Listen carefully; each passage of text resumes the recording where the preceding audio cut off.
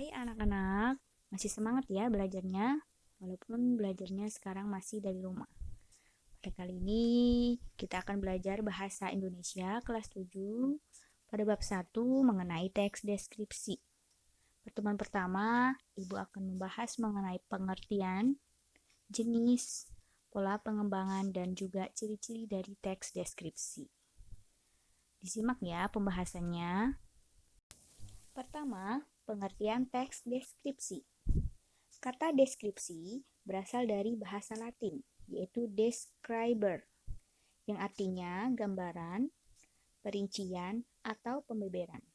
Nah, jadi dapat disimpulkan bahwa teks deskripsi adalah teks yang menggambarkan suatu objek secara rinci.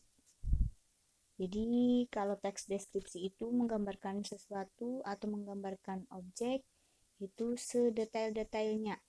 Nah, sampai benar-benar rinci sesuai tujuannya. Jadi tujuan teks deskripsi itu supaya apa? Supaya pembaca itu memperoleh kesan seolah-olah pembaca itu merasakan, melihat, dan mengalami sendiri objek yang sedang digambarkan oleh penulis. Nah, jadi kalau kamu menggambarkan atau mendeskripsikan suatu benda, misalnya pensil, nah, berarti harus sedetail-detailnya. Nah, itu namanya teks deskripsi.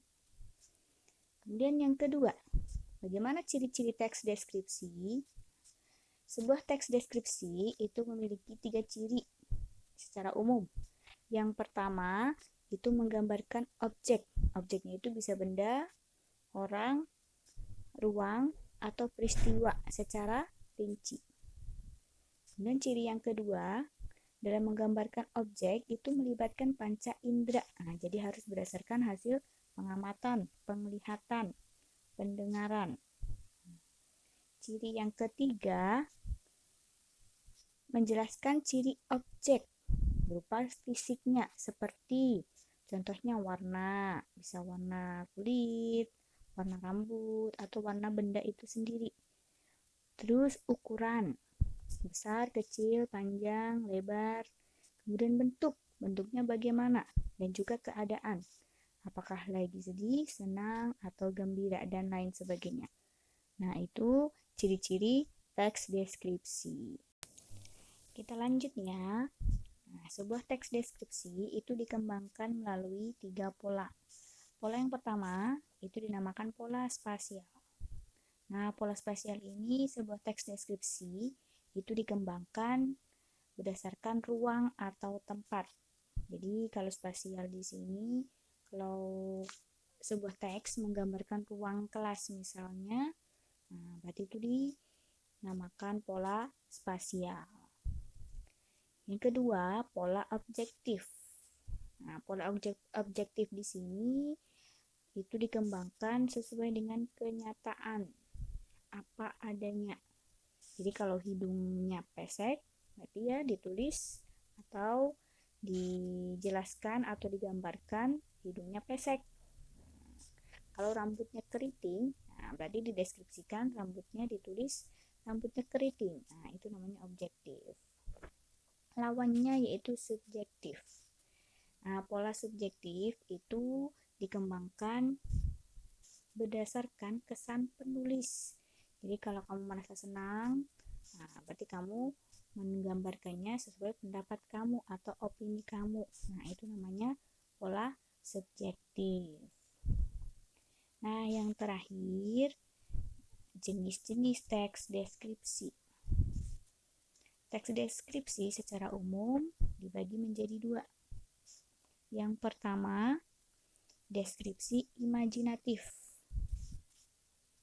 Nah, yang dinamakan deskripsi imajinatif itu sebuah jenis teks deskripsi yang menggambarkan ruang atau berlangsungnya suatu peristiwa. Jadi ini berhubungan dengan pola spasial ya.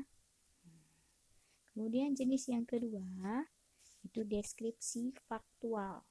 Nah, berasal dari kata fakta, berarti sudah jelas.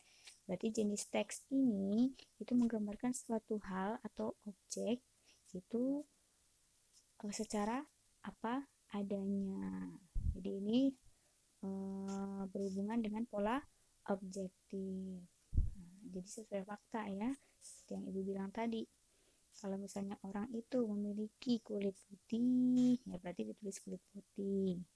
Hidung mancung, rambut lurus, matanya bagus. Nah, itu deskripsi faktual sesuai apa adanya. Nah, itu tadi penjelasan mengenai teks deskripsi. Jadi kesimpulannya, teks deskripsi itu merupakan jenis teks yang banyak digunakan dalam kehidupan sehari-hari. Nah, untuk apa? Ya tadi untuk menjelaskan atau menggambarkan benda, tempat, orang, bisa juga hewan, dan lain sebagainya. Nah, pembelajaran kali ini sekian, sampai di sini. Nanti pertemuan kedua akan Ibu bahas mengenai struktur teks deskripsi dan unsur kebahasaan yang digunakan dalam teks deskripsi. Terima kasih, tetap semangat belajar, dan sampai jumpa.